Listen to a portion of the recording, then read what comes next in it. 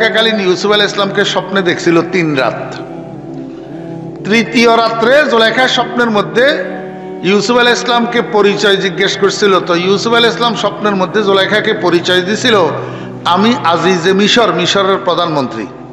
এই পরিচয় অনুসারে জুলেখা তালাশ করতে করতে মিশরের প্রধানমন্ত্রীর বাসভবনে আইয়া উঠছে।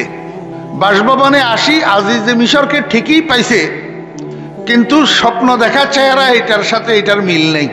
তো ফিরে যেতে চাইছিল, বাপের বাড়ি হলো সিরিয়া মুলকে শাম। ফিরে যাইতে চাইছিল, সখীয়ে কয় যে সখী ফিরে যাস না, ফিরে গেলে জীবনেও স্বপ্নের দেখা বন্ধু আর দেখা পাইবি না। এই আজিজে মিশরের কাছে উসিলা স্বরূপ বিয়ে বসি এখানে থাকি যা, এটা মিশরের প্রধানমন্ত্রীদের সরকারি বাসভবন, একদিন না একদিন তোর বন্ধু এখানে প্রধানমন্ত্রী হয়ে আসবে, দেখা পাইবি। কথাটা জুলেখার বুঝে ধরছে। জুলেখা কয় ঠিক আছে, আজিজে মিশরকে বল আমি তার কাছে বিয়ে বসতে রাজি। একেবারে আজিজে মিশর জুলেখার অপূর্ব রূপ দেখি পাগল হয়ে গেছে, ডাকডোল ফিটে বিয়ের আয়োজন করছে। বিয়ে হয়েছে, বাসর ঘরে যাইয়া দেখে জুলেখা আজিজে মিশর নামরত। আজিজে মিশর পুরুষত্ব শূন্য। জুলেখা মনে মনে খুশি। জুলেখা কয় ভালোই হয়েছে, আমি তো তোমার জন্য তোমাকে বিয়ে করি নাই, আরেকজনকে পাওয়ার জন্য তোমাকে বিয়ে করছি, তুমি যে অকৃতকার্য, ভালোই হয়েছে। এখন এই পুরুষত্ব শূন্য স্বামী এটার ঘর করতেছে। জুলেখা একসাথে খায়, একসাথে ঘুমায়, একসাথে উঠা বসা করে, একসাথে চলাফেরা করে। না করবে কি? স্বামী না? বিয়ে হয়েছে তো স্বামী না? তো স্বামীর সাথে একসাথে উঠা বসা, চলাফেরা, খাওয়া দাওয়া করতে হবে না? কিন্তু বুঝি থাকলে বলুন তো, চলাফেরা একসাথে করে, খাওয়া দাওয়া একসাথে করে, উঠা বসা একসাথে করে, এমনকি স্বামী হিসাবে রাত্রে এক বিছানায় একসাথে ঘুমায়, কিন্তু দিলের মধ্যে স্বামী এটার জায়গা নাই। আসেনি? নাই। দিলের মধ্যে কি? কিন্তু রাত্র দিন 24 ঘন্টা অন্তরের মধ্যে স্বপ্ন দেখা বন্ধুর কল্পনা করিয়া বেড়ায়। আল্লাহ কয় দুনিয়ার মানুষেরা, কোরআন শরীফের মধ্যে এই ঘটনা কেন দিলাম? জুলেখার থেকে তোমরা শিক্ষা গ্রহণ করার জন্য। ওরে তোমরা এই দুনিয়া নামক জায়গার মধ্যে বিবি বাচ্চা নিয়া, আত্মীয় স্বজন নিয়া, বন্ধু বান্ধব নিয়া, জায়গা জমিন নিয়া, গাড়ি বাড়ি নিয়া, সব কিছু নিয়ে একসাথে উঠা বসা, চলাফেরা, খাওয়া দাওয়া, ওরে জীবন যাপন সব করিবা, মগর দিলের মধ্যে এগুলারে জায়গা দিবা না। দিলের মধ্যে একমাত্র জায়গা হবে লা ইলাহা ইল্লাল্লাহ। এখন সমস্যার গোড়া কোথায় জানেন? এখন সমস্যার গোড়া হইল যেই জিনিসগুলা বাহিরের জিনিস সেগুলারে আমরা ভিতরে ঢুকাইছি, আর ভিতরের জিনিসটারে আমরা বাহির করে দিছি। এই পুরুষত্ব শূন্য স্বামী এটা লইয়া জুলেখা জীবন কাটে। উদ্দেশ্য হইল স্বপ্নে দেখা বন্ধুকে পাওয়া। কথা বুঝছেন না বুঝেন নাই? তো বলতে চাইছিলাম যে যখন ইউসুফ আলাইহিস সালাম মিশরের অর্থমন্ত্রী, এই সময়ের মধ্যে এই জুলেখার স্বামী এটা আজিজে মিশর এন্তেকাল হইয়া গেছে।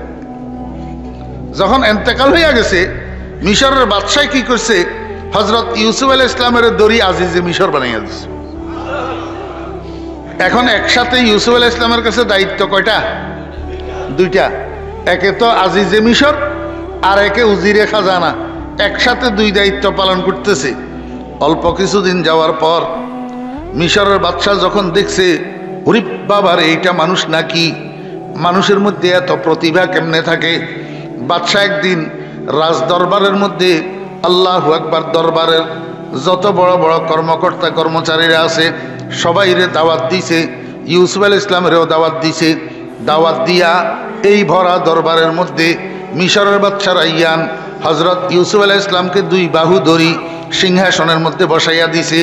নিজের মাথার মুকুটটা উঠাইয়া ইউসুফ আলাইহিস সালামের মাথায় বসাইয়া দিছে। এবং এই ভরা দরবারে মিশরের বাদশা ঘোষণা দিয়া দিল, ভাইয়েরা, আমি মিশরের বাদশা সজ্ঞানে স্বেচ্ছায় ঘোষণা দিচ্ছি যে এখন থেকে আমি আর মিশরের বাদশা রইলাম না, আমি এখন থেকে মিশরের বাদশাই ছেড়ে দিলাম। এখন থেকে মিশরের বাদশাহ ইউসুফ ইবনে ইয়াকুব। জিন্দা থাকতে বাদশা রাইয়ান হযরত ইউসুফ আলাইহিস সালামকে কি বানাই দিলেন? মিশরের বাদশা বানাইয়া দিলেন। বয়স কত?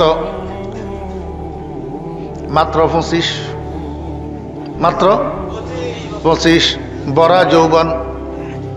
জুলেখা কোথায়? আমার বেয়েরা দোস্ত আবাব, জুলেখার স্বামী মারা যাওয়ার পরে এখন জুলেখার জন্য আর কিছু রইল না। সারাটা জীবন ইউসুফ আলাইহিস সালামের জন্য কানতে কানতে চোখের জ্যোতি শেষ হইয়া জুলেখা অন্ধা হইয়া গেছে।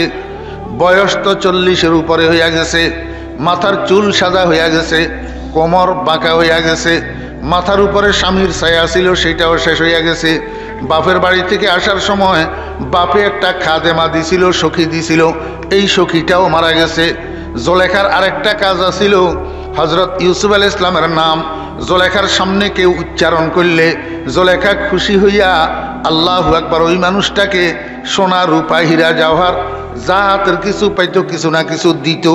তো মিশরের মানুষ যখন দেখছে জুলেখার সামনে যাইয়া ইউসুফ কইলে কিছু পাওয়া যায়, তো মিশরের মানুষ জুলেখার ঘরের দরজায় যাইয়া ভোট কেন্দ্রের লাইনের মতো লাইন লাগায় আর ইউসুফ ইউসুফ জিকির করে। এবার জুলেখার লাইনে লাইনে সবাই রে স্বর্ণ রূপা হীরা জওহর মণিমুক্তা দিনার দিরহাম যা পায় লাইনে লাইনে দিতে থাকে। জেহার কসকিসায়ে ইউসুফে শনি দে বাপায়শগঞ্জ সিমো জর কষি দে। ওরে দিতে দিতে দিতে দিতে এক সময় জুলেখার ধনের ভান্ডার খালি হইয়া জুলেখার দিন ভিখারিনী হইয়া গেছে। এক বেলার খোরাক আর জুলেখার ঘরে জমা ছিল না। আল্লাহু আকবার। আমার ভাইয়েরা দোস্ত আহবাব, জুলেখা ধনের ভান্ডার শেষ করছে যে শুধু তা নয়, হযরত মুহাম্মদ মুস্তাফা সাল্লাল্লাহু আলাইহি ওয়াসাল্লামের উম্মতের মধ্যে এরকম লোক আছে। আমার ভাইয়েরা গজওয়ায়ে তাবুকের জন্য মুহাম্মদ আরবি সাল্লাল্লাহু আলাইহি ওয়াসাল্লাম সাহাবায়ে কেরামের কাছে চাঁদা চাইছিলেন। হযরত ওমর ফারুক রাদিয়াল্লাহু আনহু মনে মনে খুশি। ওমর ফারুক রাদিয়াল্লাহু আনহু কয়, আবু বকর, কোনো দিন কোনো আমলের মধ্যে তোমার থেকে অগ্রগামী হইতে পারি না, তোমার উপরে যাইতে পারি না। আজকে আমি 1 নম্বর হব, তুমি হইতে পারবে না। কারণ নবীজি চাঁদা চাইছে, আমি যেই পরিমাণ চাঁদা দিতে পারবো তুমি সেই পরিমাণ দিতে পারবে না, কারণ তোমার কাছে এত মাল নাই। সাহাবায়ে কেরামরা আপন আপন ঘরের দিকে গেছে চাঁদা আনার জন্য। হযরত ওমর ফারুক রাদিয়াল্লাহু আনহু ঘরে যাইয়া ঘরের সমস্ত মালগুলাকে একত্রিত করি 2 ভাগ করছে। 1 ভাগ ঘরের জন্য রাখি, আরেক ভাগের বস্তার মধ্যে ঢুকাইয়া রাসূল আকরাম সাল্লাল্লাহু আলাইহি ওয়াসাল্লামের দরবারে আনি উপস্থিত করছে। আল্লাহর নবী জিজ্ঞাসা করে, ওমর, ঘরের জন্য কি রাখি এসছো? আল্লাহর দ্বীনের জন্য কি নিয়ে এসছো? ওমর কয়, ইয়া রাসূলুল্লাহ, আমার ঘরের সমস্ত মালগুলাকে 2 ভাগ করি, অর্ধেক ঘরের জন্য রাখি এসছি আর অর্ধেক আল্লাহর দ্বীনের জন্য নিয়ে এসছি।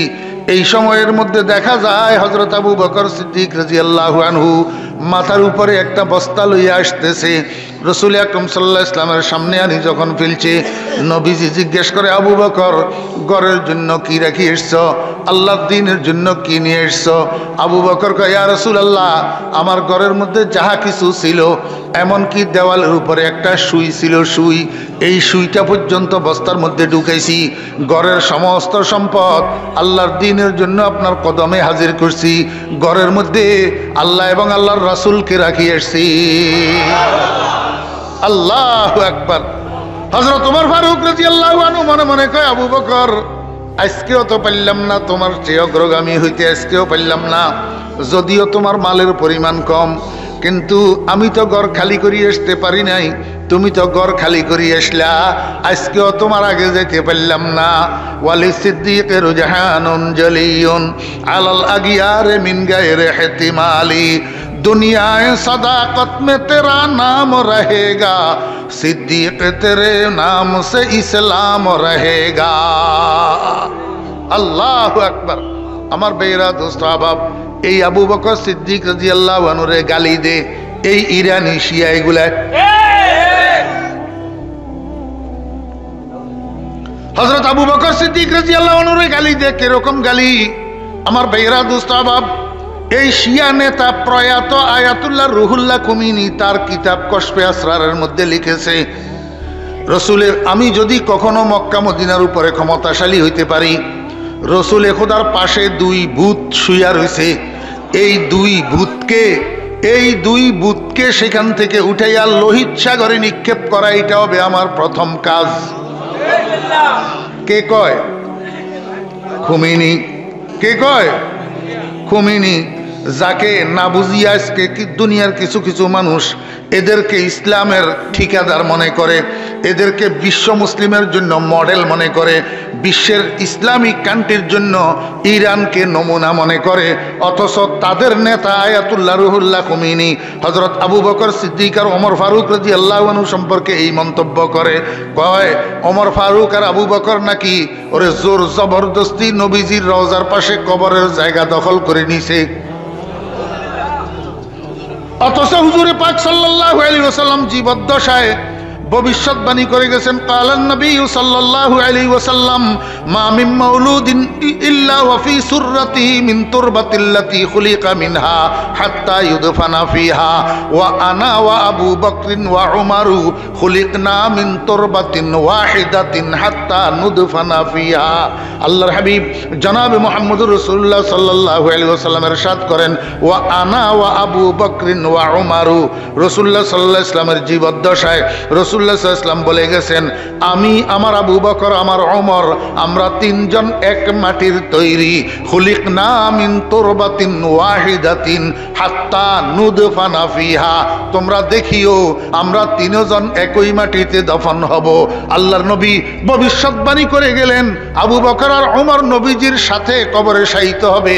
আর এই খুমিনির বাচ্চা এ কয় আবু বকর ওমর নাকি ক্ষমতাকালীন জবরদস্তি কবরের জায়গা দখল করে নিয়েছে। অতএব সে যদি ক্ষমতাশালী হইতে পারে, তার প্রথম অভিযান হবে নবীজির পাশের থেকে আবু বকর ওমরকে উঠাইয়া লোহিত সাগরে নিক্ষেপ করা। আপনারা একটু আমাকে বলেন না, এতে মুসলমান না কাফের? আমার ভাইরা কুস্তভাব, যেই খুমিনি হযরত আয়েশা সিদ্দিকা রাদিয়াল্লাহু আনহাকে লিখছে, আয়েশা সিদ্দিকা রাদিয়াল্লাহু আনহা নাকি নাউজুবিল্লাহ নাউজুবিল্লাহ নকলে কুফর নাবাশত।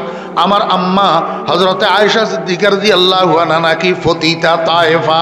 এই খুমিনি লিখছে কশফে আসরারের মধ্যে। খুমিনি যদি আয়েশা সিদ্দিকাকে তায়েফার ফতিতা লিখতে পারে, এদের ঈমান কোথায়? এতে মুসলমান না কাফের?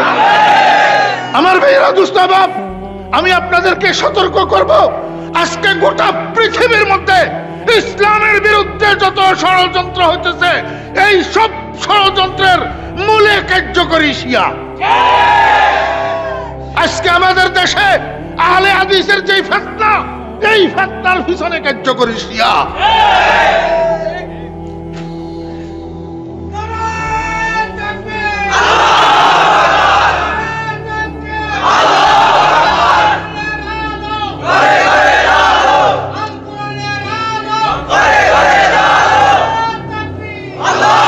সূত্রে গাথা, সব একই সূত্রে গাথা। মুসলমান সাবধান, মুসলমান সতর্ক। এই কাদিয়ানি ফিতনা, এই আহলে হাদিস ফিতনা, আজকে যে সমস্ত ফিতনা শুরু হয়েছে, উল্টা পাল্টা ফতোয়ার ফিতনা, এই সমস্ত ফিতনা শিয়াদের সাথে এক সূত্রে গাথা। আল্লাহু আকবার। এরপরেও আমরা কোনো সময় বুঝতে চেষ্টা করি না। দোস্ত, হযরত ইউসুফ আলাইহিস সালাম মিশরের কি হলেন? বাদশা হলেন। জুলেখা কোথায়? জুলেখার তো সব শেষ, সব। এখন জুলেখা সর্বস্ব হারা, সর্বস্ব ধনের ভান্ডার। তা আবু বকরের ধনের ভান্ডার ভরা না খালি?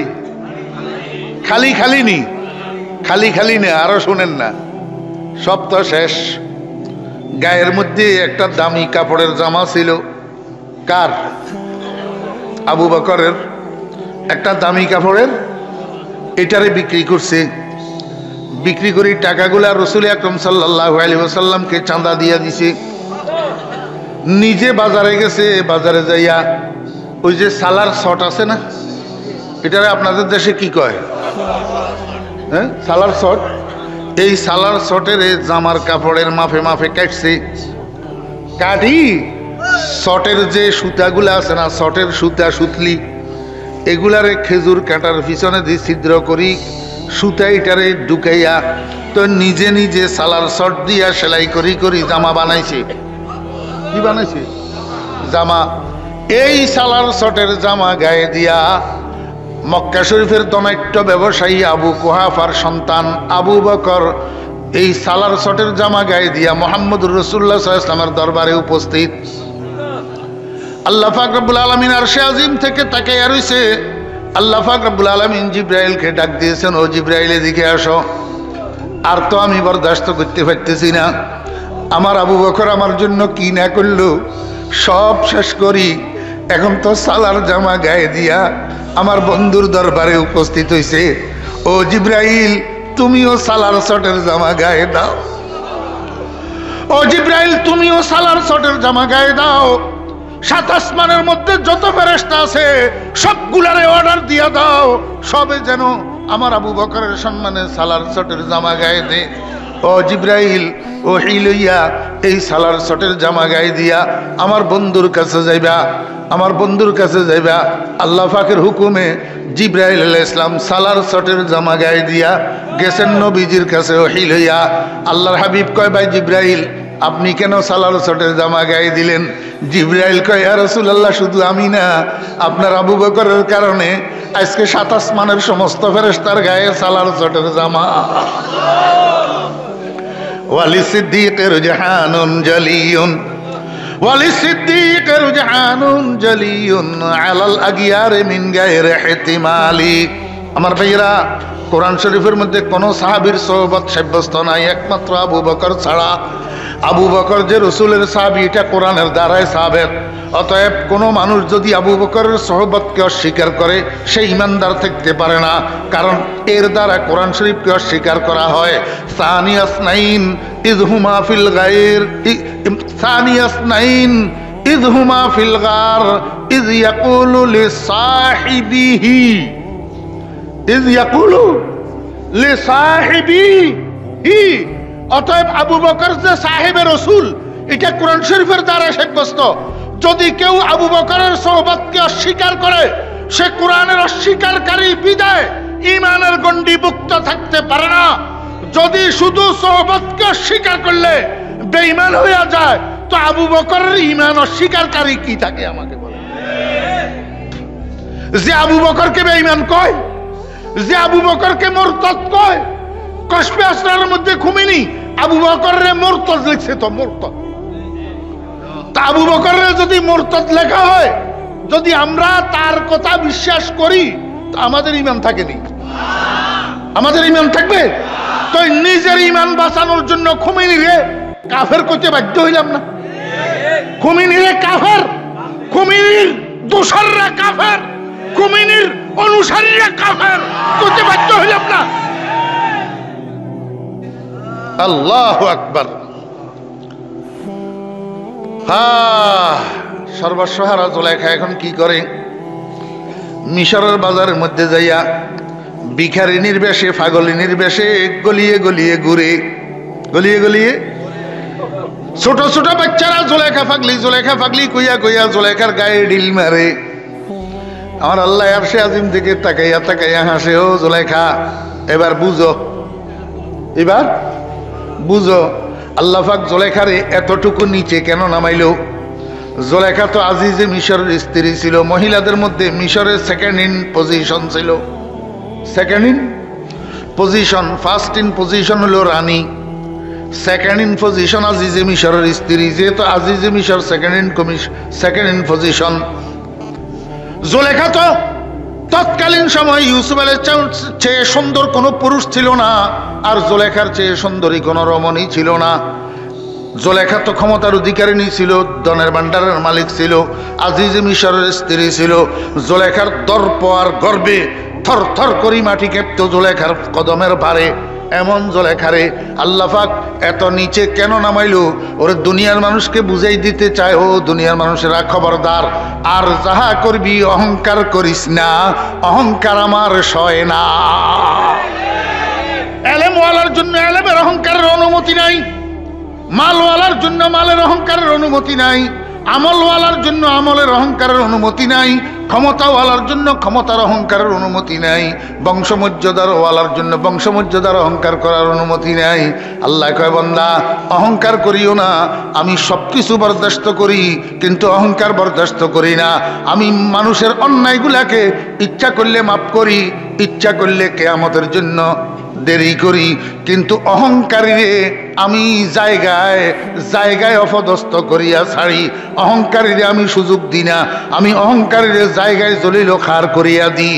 ও ভাইরা দোস্ত আহবাব, এই জন্য আপনারা দেখবেন যুগে যুগে কালে কালে ক্ষমতা পাইয়া যত মানুষ অহংকার করছে, আজকে ফুলের মালা কিসমতে জুটলে 2 দিন পরে জুতার মালা কিসমতে জুটে। আজকে যারা সেলিউট মারে এমনি করি, 2 দিন পরে তারাই আবার হ্যান্ডক্যাপ লাগাইয়া রিমান্ডে নিয়ে বেতায়। আল্লাহ কয় খবরদার অহংকার করিও না। আমি সবকিছু বরদাস্ত করতে পারি, অহংকার বরদাস্ত করতে পারি না। ও দুনিয়ার মানুষেরা, জুলাইখার থেকে শিক্ষা গ্রহণ করো। এত বড় পাওয়ারফুল জুলাইখারে আমি এত নিচে কেন নামাইলাম? অহংকারের শিক্ষা দিলাম, অহংকারের শাস্তি দিলাম, আবার ঠিক করে দিব। আবার কি করে দিব? পরে ঠিক করে দিছে না, পরে আবার কি করে দিছে? ঠিক করে দিছে। কেমনে ঠিক করলো? আমার ভাইরা দোস্ত আহবাব, এখন জুলাইখা কি করছে জানেন? হযরত ইউসুফ আলাইহিস সালাম যেই রাস্তা দিয়ে আসা যাওয়া করে রাজদরবারের থেকে, ওই রাস্তার পাশে জুলাইখা ঝুপড়ি ঘর একটা বানাইছে, ঝুপড়ি ঘর। এই ঝুপড়ি ঘর, এটার মধ্যে বসি বসি রাত্র দিন 24 ঘন্টা ইউসুফ ইউসুফ ইউসুফ ইউসুফ ইউসুফ ইউসুফ জিকির করে। কি জিকির করে? ইউসুফ ইউসুফ জিকির করে। কিরে ভাই, ইউসুফ ইউসুফ জিকির করে কারণটা কি? জিয়াদে ইশকে আশিক তাজগিয়াব, জিয়াদে ইশকে আশিক তাজগিয়াব, যে জিক্রে উ বুলন্দ আওয়াজে গিয়াব। ও ভাইরা, মার কাছে সন্তানের আলোচনা মজা লাগে, সন্তানের কাছে মার আলোচনা মজা লাগে, স্ত্রীর কাছে স্বামীর স্মরণ মজা লাগে, স্বামীর কাছে স্ত্রীর স্মরণ মজা লাগে। এক বন্ধু আরেক বন্ধুর কথা বলতে শুনতে মজা পায়। আল্লাহর আশিক কতগুলা দুনিয়াতে আছে, এদের কাছে দুনিয়ার সবকিছু থেকে আল্লাহ আল্লাহ মজা লাগে। জিয়াদে ইশকে আশিক তাজগিয়াব, যে জিক্রে উ বুলন্দ আওয়াজে গিয়াব। জুলাইখার কলিজার মধ্যে হযরত ইউসুফ আলাইহিস সালামের প্রেম আর মহব্বত ভরা। এই জন্য জুলাইখার কাছে ইউসুফ ইউসুফ ইউসুফ ইউসুফ করতে জুলাইখার ওরে পোড়া কলিজায় শান্তি পায়। আল্লাহু আকবার। আমাদের কলবের মধ্যে আল্লাহর মহব্বত নাই, আল্লাহর প্রেম নাই, আল্লাহর ভালোবাসা নাই, আল্লাহ পাকের ইশক ও মারফতের থেকে খালি। এই জন্য আমাদের কাছে আল্লাহু আল্লাহ মজা লাগে না। জিয়াদে ইশকে আশিক তাজগিয়াব, যে জিক্রে উ বুলন্দ আওয়াজে গিয়াব। ও স্কুল কলেজের ছাত্র ভাইয়েরা, আমার ছোট ভাইয়েরা, রাজনীতি করো যে আমার ছোট ভাইয়েরা, আমি তোমাদেরকে একটা দিক নির্দেশনা দিই, একটা নসিহত করি। ওরে, যে কোনো জিনিস প্রথমবার খাইতে মজা লাগে না, প্রথমবার খাইতে ভালো লাগে না, খাইতে খাইতে খাইতে খাইতে আস্তে আস্তে ভালো লাগে। ওরে, আল্লাহর জিকির যদিও তোমাদের কাছে মজা লাগতেছে না, ওরে নিজের নফসরে কন্ট্রোল করি, একটু একটু জিকির করো না। 5 ওয়াক্ত নামাজের পরে আল্লাহু আকবার 100 বার 100 বার আল্লাহ আল্লাহ আল্লাহ আল্লাহ ইসমে জাতের জিকির করো, তাহলে দৈনিক 500 বার হবে। দৈনিক কত শতবার হবে? 500 বার হবে। মাসে 15,000 বার হবে। মাসে কয় হাজার বার? 15,000 বার হবে। ওরে, এইরকম এবার 12 মাসে কয় হাজার বার হবে? এইবার 10 বছরে কয় হাজার বার হবে? আল্লাহু আকবার। তুমি আখিরাতের ধনী হইয়া যাইবা, তোমার আমল নামার মধ্যে আল্লাহর জিকিরের স্তূপ হইয়া যাবে। সাথে সাথে কি হবে? সব সময় অল্প অল্প জিকির করতে করতে দেখবা তোমার জিহ্বার মধ্যে রুচি আসি যাবে, কলবের মধ্যে রুচি আসি যাবে। এবার আল্লাহ আল্লাহ তোমার কাছে আস্তে আস্তে মজা লাগতে থাকবে। আল্লাহু আকবার। জিয়াদে ইশকে আশিক তাজগিয়াব, যে জিক্রে উ বুলন্দ আওয়াজে গিয়াব। একদিন হযরত ইউসুফ আলাইহিস সালাম ঘোড়ার উপরে সওয়ার হই এক জায়গায় যাইতেছে, ওই রাস্তা দিয়া। তো জুলাইখার ঝুপড়ি বরাবর যখন গেছে, ওই জুলাইখার ইউসুফ ইউসুফ আওয়াজ এটা আসি ইউসুফ আলাইহিস সালামের কানে ঢুকছে। হঠাৎ করে ইউসুফ আলাইহিস সালাম ঘোড়ার লাগামটারে টানি, ঘোড়াটারে দাঁড় করাইছে। কিরে, আওয়াজ এটা আসে কোত্থেকে? খেয়াল করি দেখে যে ঝুপড়ি থেকে বাইরে হইতেছে। ইউসুফ আলাইহিস সালাম ঘোড়ার থেকে নামছেন, ঝুপড়ির দরজায় গেছেন, যাইয়া ভিতরে তাকাইয়া দেখে বুড়ি মহিলা একটা নিচের দিকে তাকাইয়া তাকাইয়া ইউসুফ ইউসুফ ইউসুফ ইউসুফ করে। ওমা, নিচের দিকে না তাকাইয়া কি করবো? চোখে কি জুতি আসেনি? অন্ধা তো। তো নিচের দিকে তাকাই তাকাই নিচের দিকে তাকাই তাকাই উপর হইয়া ইউসুফ ইউসুফ ইউসুফ ইউসুফ করে। হজরত ইউসুফ আলাইহিস সালাম অনেকক্ষণ পর্যন্ত দাঁড়াইয়া দেখছে, চিনার জন্য চেষ্টা করছে, কিন্তু বুড়িরে চিনতে পারে না। হজরত ইউসুফ আলাইহিস সালাম আবার ঘোড়ার পিঠে উঠি ঘোড়াটারে ঘুরাইয়া আবার গেছে রাজদরবারে। রাজদরবারে যাইয়া সিপাহী একটারে পাঠাইছে, কয় ও সিপাহী যাও, অমুক জায়গায় রাস্তার ধারে দেখবে একটা ঝুপড়ি ঘর, এই ঝুপড়ি ঘরের মধ্যে দেখবা বুড়ি মহিলা একটা ইউসুফ ইউসুফ করতেছে, এই বুড়িটাকে হাতে ধরি আমার দরবারে নিয়ে আসো, আনিয়া আমার সিংহাসনের সামনে দাঁড় করাইয়া দাও। সিপাহী হজরত ইউসুফ আলাইহিস সালামের নির্দেশ মোতাবেক ঝুপড়ির মধ্যে যাইয়া বুড়িরে হাতে ধরি ইউসুফ আলাইহিস সালামের দরবারে নিয়া ইউসুফ আলাইহিস সালামের সিংহাসনের সামনে দাঁড় করাইয়া দিছে। আমার ভাইয়েরা মুফাসসিরিন ইকরাম রাহিমাহুল্লাহ লিখতেছেন, আল্লাহর নবী হযরতে ইউসুফ আলাইহিস সালামের দৃষ্টি যখন সরাসরি জুলেখার চেহারার উপরে পড়ছে, সঙ্গে সঙ্গে জুলেখার দুই চোখের মধ্যে আবার দৃষ্টিশক্তি এসে গেছে। এতক্ষণ পর্যন্ত শুধু হযরত ইউসুফ আলাইহিস সালাম দেখতেছে, কিন্তু জুলেখা দেখে না। এখন যখন দৃষ্টিশক্তি এসে গেছে, এখন জুলেখা ইউসুফ আলাইহিস সালামকে দেখতেছে, কিন্তু দুজনের দেখার মধ্যে একটু বেশ কম। ইউসুফ আলাইহিস সালাম তো আগে থেকেই দেখতেছে জুলেখার চেহারা, কিন্তু চিনতে পারে না। আর জুলেখা দৃষ্টিশক্তি পাওয়ার সাথে সাথে প্রথম নজর যাইয়া পড়ছে ইউসুফ আলাইহিস সালামের চেহারার উপর। ইউসুফ আলাইহিস সালামের চেহারার দিকে তাকাইয়া জুলেখায় মনে মনে কয়, কিরে আমি তো অন্ধা ছিলাম, আমার চোখে জ্যোতি কোত্থেকে আসলো, এখন তো আমি দেখি। কিরে এটাকে, এটা তো আমার বন্ধু না, তো আমার বন্ধু এখানে কোত্থেকে আসলো? এটা তো মিশরের বাদশার সিংহাসন, তাহলে কি আমার বন্ধু মনে হয় মিশরের বাদশাহ হইয়া গেছে। যখন জুলেখার এই অনুভূতি আসছে, আমার বন্ধু মনে হয় মিশরের বাদশাহ হইয়া গেছে, জুলেখার অন্তরটা খুশি হইয়া গেছে। অনিচ্ছাকৃতভাবে জুলেখার মুখে একটা মুস্কি হাসি ফুটি উঠছে। হযরত ইউসুফ আলাইহিস সালামের দিকে তাকাইয়া জুলেখা মিটমিট মিটমিট করি করি হাসে। হযরত ইউসুফ আলাইহিস সালাম এতে খুশি হইতে পারে নাই। ইউসুফ আলাইহিস সালাম আশ্চর্য বোধ করিয়া জুলেখাকে জিজ্ঞেস করে, যে বসখন্দি দনশ ইউসুফ আজবে কর, যে বসখন্দি দনশ ইউসুফ আজবে কর, আজু নামো নিশানে ওয়াই তলবে কর। হযরত ইউসুফ আলাইহিস সালাম কয়, ও বুড়ি, কে তুমি? কি তোমার নাম? কি তোমার পরিচয়? কি তোমার ঠিকানা? তোমার চিনি না, জানি না, শুনি না, তুমি আমার দিকে তাকাইয়া এমন করি হাসলা কেন? আগে নাম ঠিকানা পরিচয়টা বলো না। আমার তো আশ্চর্য লাগতেছে, অচেনা মানুষ, তুমি আমার দিকে তাকাইয়া এইভাবে হাসলা কেন? আচ্ছা আমাকে বলেন তো, জুলেখা, আমি জুলেখা এই কথাটা বললে ইউসুফ আলাইহিস সালাম চিনে ফেলতো না? কিন্তু জুলেখা তো সোজা কথাটা কয় নাই। জুলেখা অনেক দূরে দিয়ে ঘুরাইয়া ইউসুফ আলাইহিস সালামের খোঁটা মোটা দিয়া তো এবারে পরিচয় দিতেছে, তারপরেও নাম কয় না। কি কয়? বগফতানম কে চোরো এ তুদিদম, তোরা আজ জুমলা আলম বর গুজিদম, জওয়ানি দর গমত বরবাদ করদম, বদি পীরি কে মি বিনি ফতাদম, গরফতি শাহেদে দৌলত দরা গোশ, মোরা একবার গি কর দি ফরামোশ। ও বন্ধু, আমি তোমার দিকে তাকাইয়া হাসলাম কেন? তোমার কাছে আশ্চর্য লাগতেছে, তার চেয়ে বেশি আশ্চর্য লাগতেছে আমার কাছে। আমি তো ওই মহিলা, যেই মহিলার জীবন যৌবন সবকিছু তোমার জন্য শেষ করে ফেললো। তোমাকে স্বপ্নে দেখি তোমার রূপে পাগল হইয়া, মা বাপ ছাড়ি, বাড়িঘর ছাড়ি, আত্মীয় স্বজন ছাড়ি, ধন সম্পদ ছাড়ি মিশর আসলাম তোমাকে পাওয়ার জন্য। তোমাকে পাওয়ার উসিলা স্বরূপ একটা স্বামীকে বিয়ে করলাম। ওই স্বামীকে বাসর ঘরে যাইয়া পাইলাম অকৃতকার্য। এই পুরুষত্ব শূন্য স্বামী লইয়া জীবনটা কাটাইলাম। আমার রূপ যৌবন তো দুই পয়সার কাজেও আসে নাই। তোমার নামে সৎকা করিয়া করিয়া ধনের ভান্ডার খালি করলাম, ভিখারিনীতে পরিণত হইলাম। তোমার জন্য কাঁদিয়া কাঁদিয়া অন্ধা হইলাম। তোমার প্রেমে আসক্ত হইয়া মিশরের মহিলা সমাজের কাছে কুটুক্তির পাত্রী হইলাম, ক্রিটিসাইজের পাত্রী হইলাম।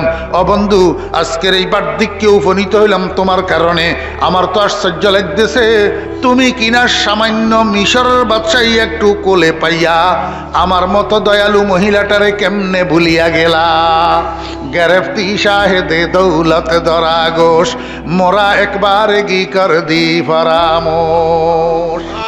আমার আল্লাহ কো, দুনিয়ার মানুষেরা, জুলেখাও আমার সৃষ্টি, ইউসুফও আমার সৃষ্টি, এরা তো কেউ কাউরে বানায় নাই।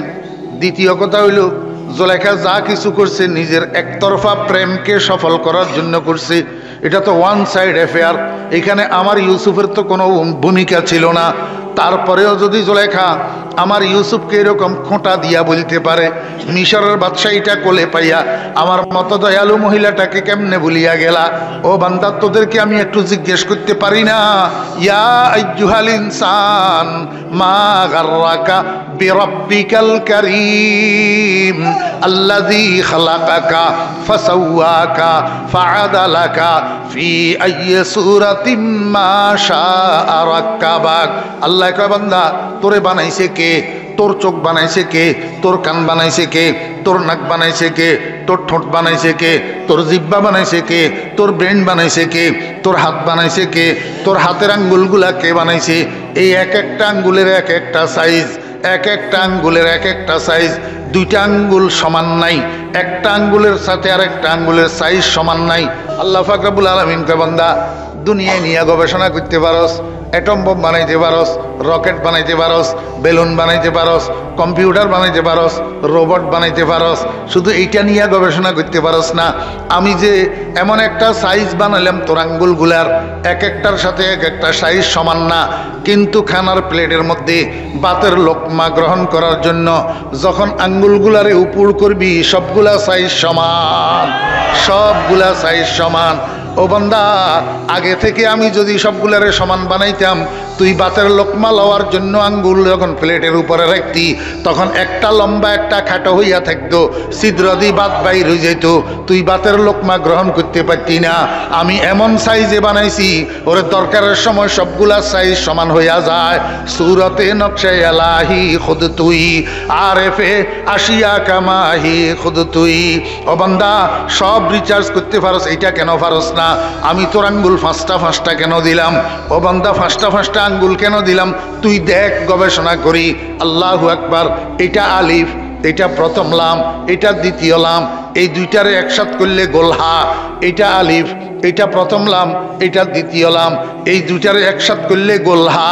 আল্লাহু আল্লাহ, আল্লাহু আল্লাহ। আমি তোর দুই হাতের পাঞ্জার মধ্যে ওরে ডবল অক্ষরে আমার ইসমে জাত লিখিয়া রাখছি, কারণ তুই যত আকাম কুকাম করবি সব তো এই হাত দিয়া করবি। হাতের দিকে নজর পড়লে আমি আল্লাহর নামটা যেন তো চোখে পড়ে। ওয়াফি আনফুসিকুম আফালা তুবসিরুন। আল্লাহ কয়, বান্দা মায়ের পেটের থেকে কবর পর্যন্ত, মায়ের পেটের থেকে কবর পর্যন্ত, মাথার তালু থেকে পায়ের তালু পর্যন্ত আমার এহসান ছাড়া, আমার দয়া ছাড়া, আমার নেয়ামত ছাড়া তোর কাছে আর আছে কি?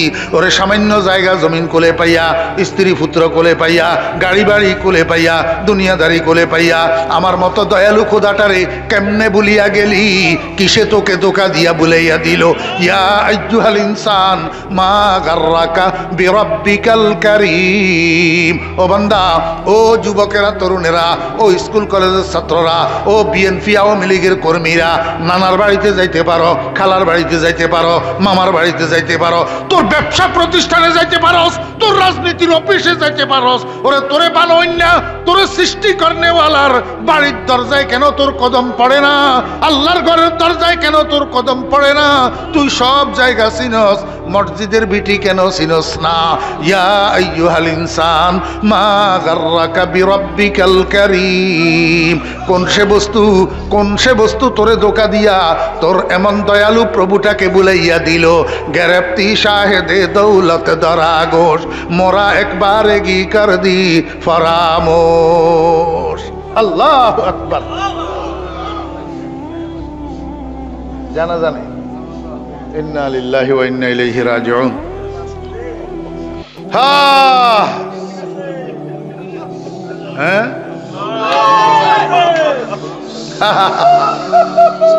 ওয়াইজা হামালতা ইলাল কুবুরি জানাজাতান, ওয়াইজা হামালতা ইলাল কুবুরি জানাজাতান ফা'লাম বিআন্নাকা বা'দাহা মাহমুলু। আল্লাহু আকবার। আল্লাহর আরেফ কয়, দুনিয়ার মানুষেরা, তুমি যখন একটা মুর্দারে কাঁধে করে নিয়ে যাইতেছো কবরস্থানের দিকে, তখন তোমার মনকে তুমি কেন বুঝাও না এর পরের মুর্দা তো আরেকজনের কাঁধে তুমিও হইতে পারো? এর পরের মুর্দা আরেকজনের কাঁধে তুমিও তো হইতে পারো। আল্লাহু আকবার। মনোযোগ আসেনি? এখন কি শেষ করে দিমু না জানাজা অপেক্ষা করব? ইউসুফ আলাইহিস সালাম কয়, জুলেখা বুঝছি, আর বলা লাগবে না, তুমি জুলেখা, বুঝছি। তুমি তো দাবি করতেছ তুমি আমার জন্য সবকিছু কোরবানি দিছো, কিন্তু আসলে তো তুমি যা কিছু করছো সব তোমার একতরফা প্রেমকে সফল করার জন্য করছো। তারপরেও যখন তুমি দাবি করতেছো আমার জন্য করছো, ঠিক আছে, বগুফতা হাজতে তু চিস্তে মে রোজ, বগুফতা হাজতে তু চিস্তে মে রোজ, জমানে হাজতে তু কিস্তে মে রোজ। ও জুলেখা, আজকে পেশ করো তোমার কি হাজত আছে, আমার সামনে পেশ করো। আমি তোমাকে কি ক্ষতিপূরণ দিলে তুমি খুশি হইবে, আমার সামনে পেশ করো। জুলেখা বিশ্বাস করে না। জুলেখা কয়, বন্ধু, জীবনভর অনেক চাহিদা তোমার সামনে পেশ করছি, অনেক মনোবাঞ্ছনা তোমার সামনে পেশ করছি, তুমি একটাও ফুরা করো নাই। আর সেই ক্ষতয় আমি ক্ষত বিক্ষত হইয়া রয়েছি। আজকে আবার আমাকে হাজত পেশ করার জন্য বলিয়া কোন নতুন চলচাতুরি করতেছ? আমার সেই পুরাতন ক্ষতর মধ্যে নতুনভাবে লবণ ছিটাইতেছ, লবণ ছিটানোর চেষ্টা করতেছ। দরকার নাই, তোমার কাছে আমি কিছু চাইব না, আমি আমার পুরাতন ব্যথা নিয়ে থাকি, এটাই আমার জন্য ভালো। জুলেখা বিশ্বাস করে না। হযরতে ইউসুফ আলাইহিস সালাম কয়, জুলেখা, তুমি আমাকে চিনতে পারো নাই, আমি সাধারণ মানুষ না, আমার মধ্যে আল্লাহ পাক রব্বুল আলামিন নবুয়তের ভেদ লুপ্ত রেখেছেন। গোলে আমরা যে হকদার ওয়ায় না হুফতা, গোলে আমরা যে হকদার ওয়ায় না হুফতা, যে গুলজারে খলিলুল্লাহ সে গুফতা। আমি ইব্রাহিমের নবুয়তের বাগানের সদ্য পরিস্ফুটিত এক পবিত্র ফুল। আমার আব্বাও নবী, আমার দাদাও নবী, আমার পরদাদা ইব্রাহিমও নবী। আমার গোটা নবুয়তের বংশের কসম করে তোমাকে আশ্বস্ত করতেছি, কসম গুফতা বার কানে নবুয়ত বাম আমারে আর কানে ফতুয়ত বাহার হাজত কে রোজ আজ তুদানম রাওয়াস আজম বজুদে গর তাওয়ানম।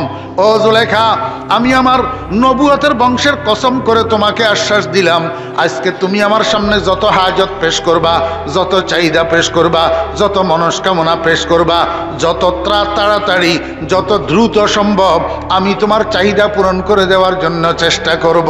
বহার হাজতকে আমি রোজ আজ তুদানম রাওয়াস আজম বজুদে গর তাওয়ানম। মনোযোগ আসেনি?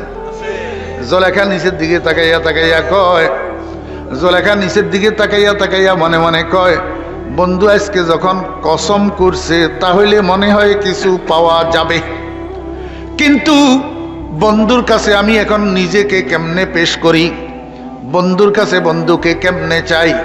আমি তো আনফিট, বয়স 40-এর উপরে, মাথার চুল সাদা, কোমর বাঁকা, না আছে রূপ না আছে যৌবন।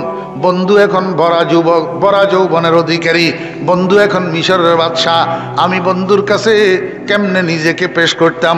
জুলেখা বুদ্ধি করছে, কয় একটা কাজ করি, আগেরটা আগে চাইয়া দেখি, যদি আগেরটা পাওয়া যায় তাহলে পরেরটাও পাওয়া যাবে। জুলেখা বুদ্ধি করি বলে, কি বলে? বগুফতাওয়াল জামালাস্ত জাওয়ানি বাগুনা কে তু দিদি ওয়াদানি। ও বন্ধু, কোনো ক্ষতিপূরণ যদি তুমি আমাকে দিতে চাও তো মিশরের বাজার থেকে আমার স্বামী সহ যেদিন তোমাকে খরিদ করছিলাম সেই দিন আমার এই দেহের মধ্যে যেই যৌবনটা ছিল আর যেই রূপটা ছিল, আমার সেই যৌবন আর রূপটা আমাকে একটু ফেরত দিয়া দাও। বগুফতাওয়াল জামাল আস্ত জাওয়ানি বাগুনা কে তু দিদি ওয়াদানি। মিশরের রাজ দরবারে জ্যোতিষী কতগুলা ছিল, জ্যোতিষী কাহেন, এগুলা বদমাশ ছিল। এগুলা হযরত ইব্রাহিম আলাইহিস সালামের দ্বীনের মুনকার ছিল, কালিমার মুনকার ছিল, ইউসুফ আলাইহিস সালামের দাওয়াতের মুনকার ছিল।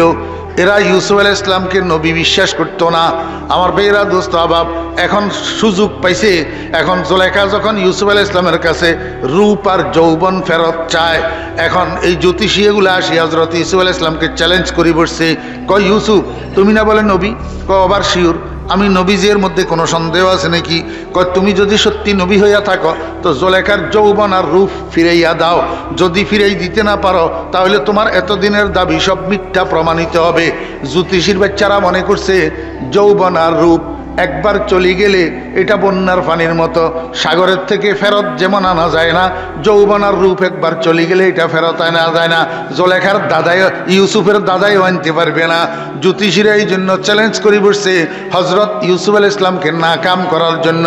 আল্লাহর নবী হজরত ইউসুফ আলাইহিস সালাম কিছুক্ষণ খামুশ, কিছুক্ষণ নজর বর গাইবে বুদশ ইন্তজারে, নজর বর গাইবে বুদশ ইন্তজারে, জবাবে উ না নাই গুফতো না রে।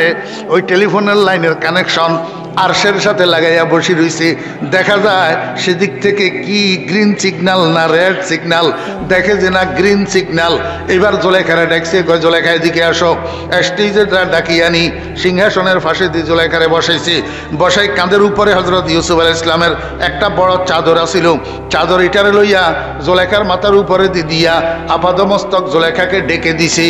ডেকে দিয়া এইবার হজরত ইউসুফ আলাইহিস সালাম হাত দুইখানা উপরের দিকে উঠাইছে। কার দরবারে?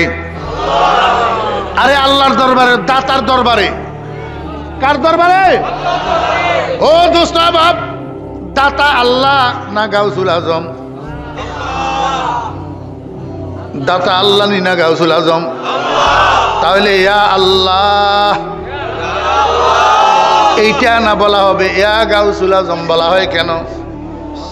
আমার ভাইরা, দোস্ত বাপ, কোন নবী রসুলের কাছেও দেওয়ার ক্ষমতা নাই, দেওয়ার ক্ষমতা আল্লাহর। এই জন্য হজরতে ইউসুফ আলাইহিস সালাম কি করছে?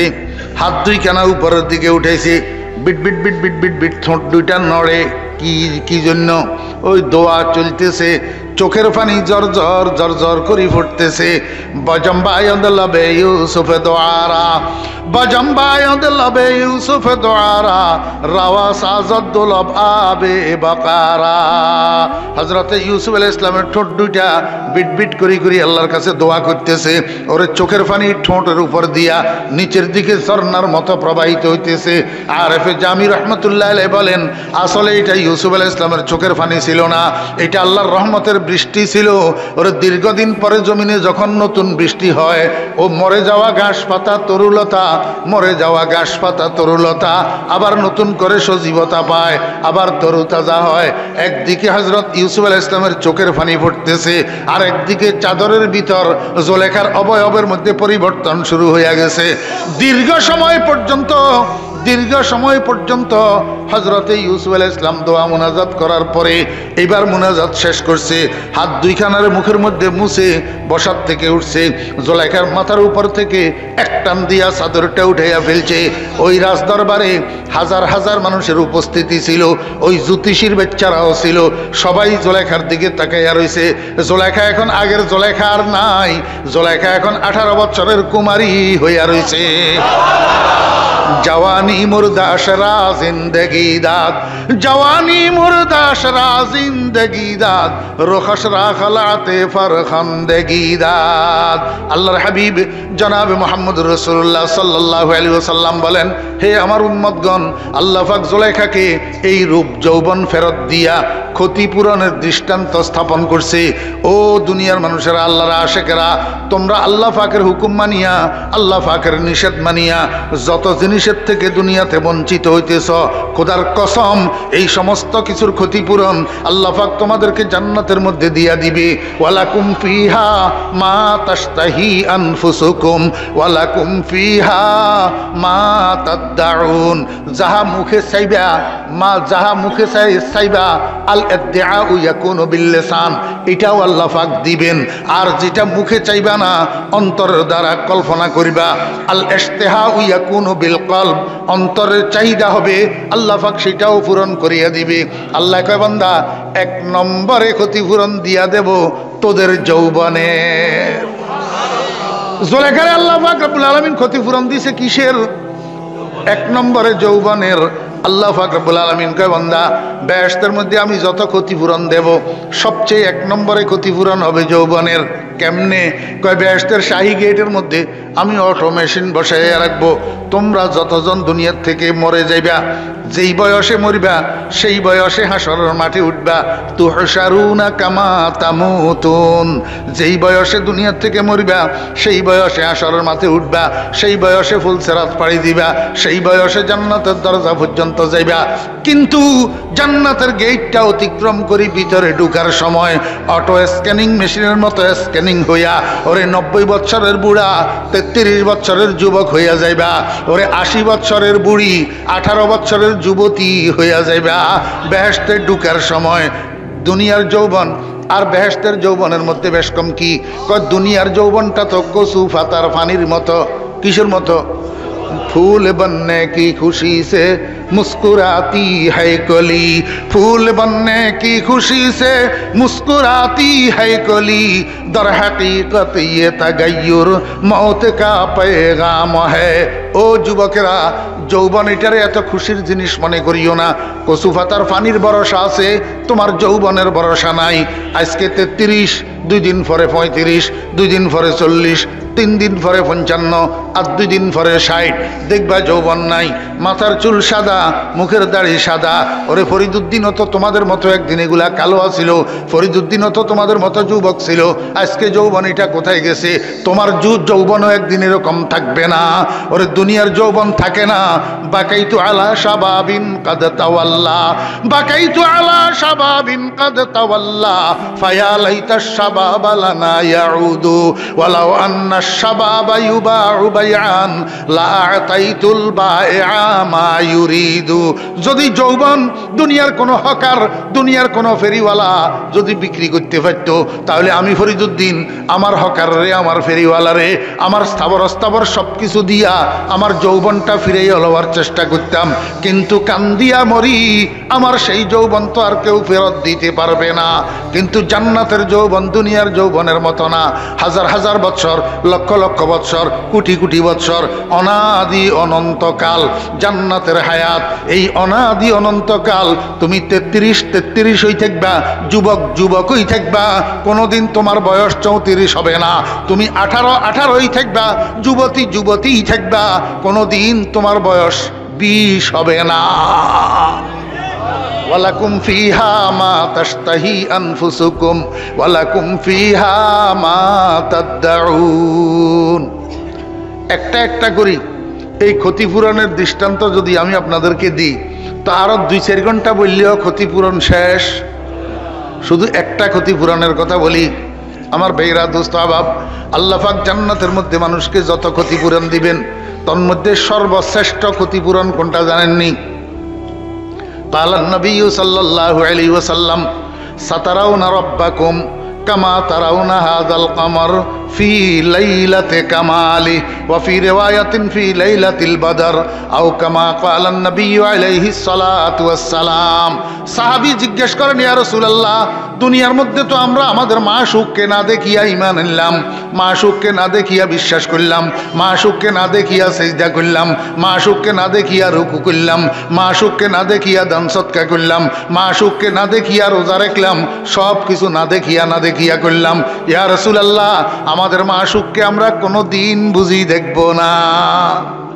খাহেশে ওয়াসলে জুদা, লজ্জতে দিদার জুদা, খাহেশে ওয়াসলে জুদা, লজ্জতে দিদার জুদা, কুচায়ে হুসনে জুদা, ইশকে কি বাজার জুদা, কুচায়ে হুসনে জুদা, ইশকে কি বাজার জুদা। আমাদের কাছে নাই, এই জন্য আমরা বুঝি না। ও ভাইয়েরা, বিদেশ গেছে যে ছেলে 2-3 বছর হয়েছে, মারে জিজ্ঞাসা করো মার কলিজায় কেমন করে ছেলের চেহারা দেখার জন্য। আল্লাহু আকবার। বিদেশ গেছে যে স্বামী 2-3 বছর হয়েছে, ওই স্বামীরে জিজ্ঞেস করো তার কলিজায় কেমন করে নতুন বউ রাখি গেছে যে সেটারে দেখার জন্য। ওরে আল্লাহর আশেক কতগুলা দুনিয়াতে আছে। চরমনার পীর সাহেব দামত বরকাতুহু মেরে জিজ্ঞেস করো আল্লাহরে দেখার জন্য তার কলিজায় কেমন করে। আজমে দিদারে তুদারম জানে বরলব আমদা, আজমে দিদারে তুদারম জানে বরলব আমদা, बाज़ गर्दद या बरायद चिस्ते फरमाने शुमा আল্লাহর আশিকেরা কতগুলা রাত্র দিন 24 ঘন্টা আল্লাহর দিদারের পাগল হইয়া রইছে রাসূল আকরাম সাল্লাল্লাহু আলাইহি ওয়াসাল্লাম কয় সাতারাউনা রাব্বাকুম কামা তারাউনা হাযাল কামার ফি লাইলাতি কামালি ও আমার সাহাবী তোমরা দুনিয়ার মধ্যে পরিষ্কার আকাশে পূর্ণিমার চাঁদটাকে যেরকম দেখতে পাও ওরে জান্নাতের মাকাদে সিদকের মধ্যে তোমাদের রবকে এরকম পরিষ্কার দেখতে পাইবা ইন্নাল মুত্তাকিনা ফি জান্নাতি ওয়া নাহার ফি মাকাদে সিদকিন ইনদা মালিকিম মুকতাদির আল্লাহু আকবার কিভাবে দোস্তরে কোথায় দেখব কিভাবে দেখব কতক্ষণ দেখব আল্লাহু আকবার এই বিস্তারিত বয়ান করতে গেলে সময়ের দরকার আজকে আর হবে না ও দোস্ত বাবেরা আল্লাহ পাকের দিদার আমরা সবাই চাই কিনা যদি আল্লাহ পাকের দিদার চাই বেহেশতে যাওয়ার বিকল্প নাই যদি আল্লাহ পাকের দিদার চাই বেহেশতে যাওয়ার বিকল্প নাই বেহেশতে যদি যেতে চাই 5 ওয়াক্ত নামাজের বিকল্প নাই আমার যুবক ভাইরা তরুণ ভাইরা ও পর্দার আড়ালের মা বোনেরা নামাজকে ওভারটেক কইরা নামাজকে বাদ দিয়া কোনাকুনি শর্টকাট কোনো রাস্তা জান্নাতে যাওয়ার নাই যদি কেউ এরকম বলে জান্নাতে যাইতে হইলে আল্লাহু আকবার ফিরে টানিয়া নিয়া নিবে নামাজের দরকার নাই তো মনে করবেন সে ফির না বন্ড প্রতারক ও দোস্ত নামাজ ছাড়া বেহেশতে যাওয়ার কোনো সুযোগ নাই এই জন্য এতদিন বুঝি নাই এই জন্য 5 ওয়াক্ত নামাজ পড়ি নাই আজকের মাহফিলে যখন বুঝে আসছে আজকের এই মাহফিল থেকে তওবা করে ওয়াদা করে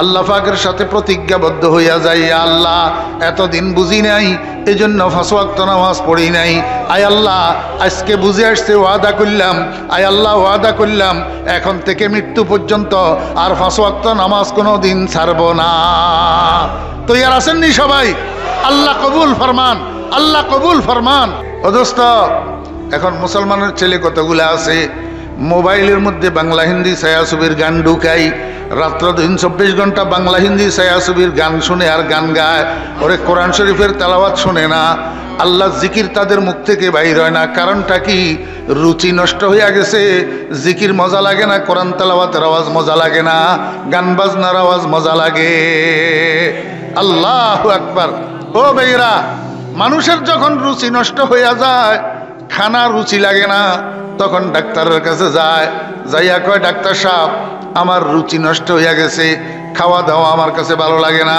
আমাকে একটু রুচিবর্ধন ওষুধ দান করেন মেডিসিন দান করেন যাতে আমার রুচি বাড়ে তাহলে বোঝা গেল দেহের খোরাকের রুচি যদি নষ্ট হইয়া যায় ডাক্তারের কাছে যাওয়া লাগে ডাক্তারে মেডিসিন দিলে আবার রুচি বাড়ে খাওয়া দাওয়া খাওয়া যায় ওরে কলবের রুচি যখন মানুষ নষ্ট হইয়া যায় তখন কলবের রুচি বাড়ানোর জন্য ডাক্তারের কাছে যাওয়া লাগে এই ডাক্তারের নাম মুর্শেদ এই ডাক্তারের নাম কি মুর্শেদ মুর্শেদের কাছে যাইয়া মুর্শেদের থেকে বাতিনি সবক নিতে হবে বাতিনি মেডিসিন নিতে হবে এই মেডিসিন সেবন করতে করতে করতে করতে আস্তে আস্তে কলবের রুচি ফিরিয়ে আসবে কলবের রুচি যখন ফিরিয়ে আসবে তখন আল্লাহ আল্লাহর জিকির তখন মজা লাগবে अल्लाह अल्लाह का मज़ा मुर्शद के मैं खाने में है दोनों आलम की हकीकत उनके पैमाने में है। फिर লাগে যে কি জন্য ওই কলবের রুচি ঠিক করার জন্য, কলবের কি ঠিক করার জন্য, রুচি ঠিক করার জন্য। ও ভাইরা এক যে দিলের থেকে বাইর হয়ে গেছে এক এটাকে দিলের মধ্যে আবার ঢুকাইতে হবে। তো কেমনে ঢুকাবো? আপনাদের দেশে টিনের ঘর আছে নি? টিনের ঘর, টিনের ঘরের চালের উপরে বৃষ্টির পানি পড়লে এগুলা এই সেখানে আটকি থাকে না গড়াইয়া নিচের দিকে পড়ে? যেখানে টিনের ঘরের চালের পানি পড়ে সেখানে নিচে এত বড় পাথর একটা, পাথর শক্ত না নরম? পানি শক্ত না নরম? নরম। নরম পানির ফোঁটা শক্ত পাথরের উপরে দীর্ঘদিন ফুটতে ফুটতে ফুটতে ফুটতে এক সময় দেখা যায় পাথর যদিও শক্ত, এই নরম পানির ফোঁটার আঘাতে পাথরের মধ্যে একটা ছোট্ট গর্ত হইয়া যায়। দেখছেন নি? আল্লাহু আকবার। আল্লাহর আশিকেরা, দুনিয়ার মানুষেরা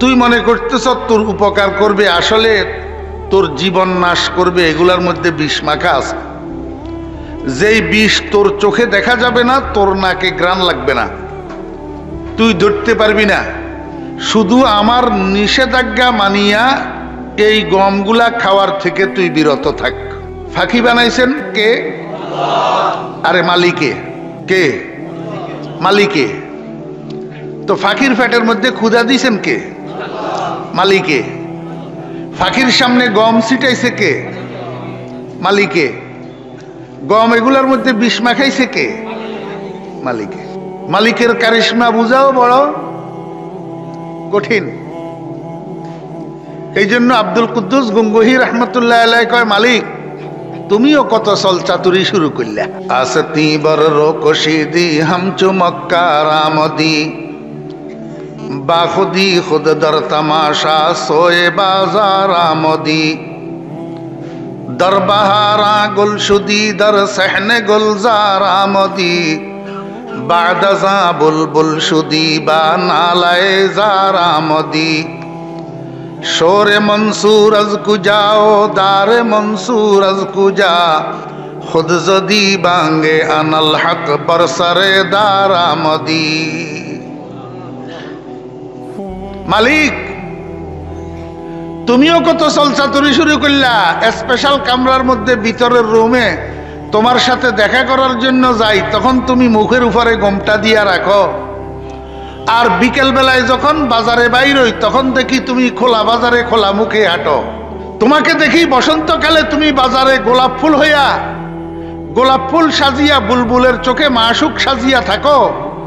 আবার যখন বসন্ত চলে যায়, বাগানে আর গোলাপ থাকে না, তখন দেখি তুমি নিজেই বুলবুল সাজিয়া বাগানের গেইটে বসিয়া বসিয়া কান্দো।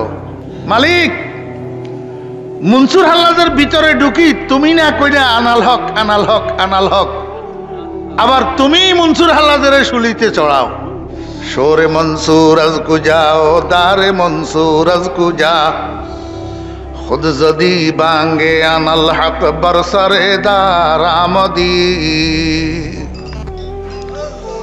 মালিকে কয়, ও আব্দুল কুদ্দুস গঙ্গোহী, তুমি ঠিকই বলছো, সব কারিশমা আমার, সব চলচাতুরি আমার, কিন্তু আমি এই চলচাতুরি কেন করছি জাননি?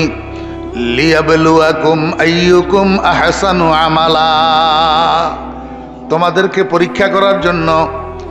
ফাঁকিও আমি বানাইছি, ক্ষুধাও আমি সৃষ্টি করছি, গমের মধ্যে বিষও আমি মাখাইছি, গম ছিটাইছিও আমি।